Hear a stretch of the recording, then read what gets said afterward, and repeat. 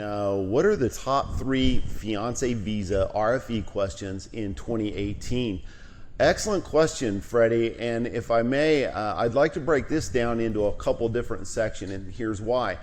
With most visa types, we're dealing with multiple departments and multiple agencies.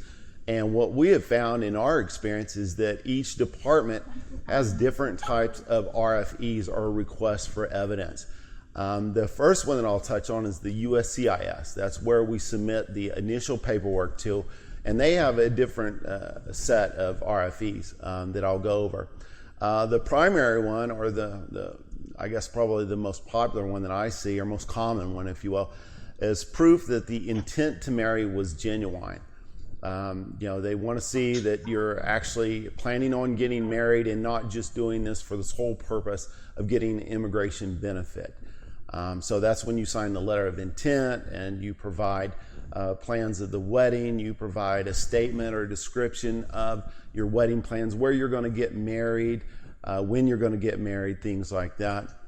The second most common RFE that we've seen from the USCIS for a fiancé visa is proof of meeting in person within 2 years of filing your petition.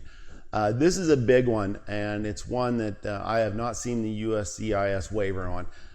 If you must meet in person, you must provide physical proof and evidence that you've met in person, like photographs of the two of you together, stamps in your passport, boarding passes, receipts, things like that. And the third most common RFE from the USCIS is proof that all prior marriages were terminated. That means that you must include a copy of the divorce decree and the annulment paperwork, and you must include all pages. And probably the biggest RFE that we've seen for divorce decrees is that they are final. What that means is they've been signed and dated by the judge, and it states on the divorce decree itself, final dissolution. We've seen too many cases where they submit just the filing for the divorce, where they were not actually finalized. We've also seen some cases in states like California where they have a cool-off period, and they submitted their paperwork and their divorce decree and their petition before that date of the final cool-off period. So you have to wait out that period. So the divorce decree and annulment paperwork is very important. Another thing that we've seen, especially from the Philippines, where they have a lot of OFWs, overseas foreign workers, is that in the Philippines they require an annulment. They don't recognize divorce. So a lot of these OFWs are working in foreign countries, and they were married in the Philippines, but they decide to get married in a foreign country, then they come back to the Philippines. We are finding that the USCIS, the consular officers, are not accepting these as divorces. So you want to be real careful if you got a divorce in a foreign country where both you and your ex-spouse was not a permanent resident there or citizen of that country. Now, next we'll move on to the embassy stage for RFEs. The most common one we see there is proof of bona fide relationship. Now, that's a little bit different than the intent to marry. Once you get to the embassy stage, the consular officer is more concerned about having a legitimate relationship. And the second most common RFE we see at the consulate or the embassy is proof that a sponsor meets the minimum income requirements according to the HHS poverty guidelines, and that's based on your household size.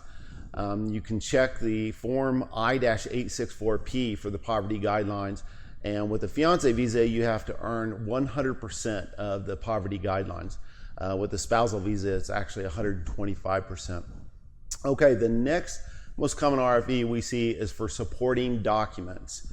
And usually those are civil documents like police certificates from foreign countries, divorce decrees or annulment paperwork.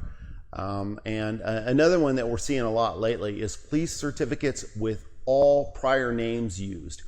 So this really doesn't play much into a fiancé visa, but if someone gets married and files for a spousal visa, they want to see maiden names and their married names and any other married names used as well. So make sure that police certificate has all aliases listed, because we're seeing a lot of RFEs. for those right now. If you found this video useful, it would mean a lot to us if you could hit the like button and comment below to let us know what you think. You can also ask your own immigration questions in the comments below. If you want to make sure not to miss any of our future videos, we invite you to subscribe here on YouTube and be sure to click the notification icon so you can be alerted whenever we publish a new video. Also, don't forget to follow us on Facebook where you can watch our regular immigration Q&A live streams.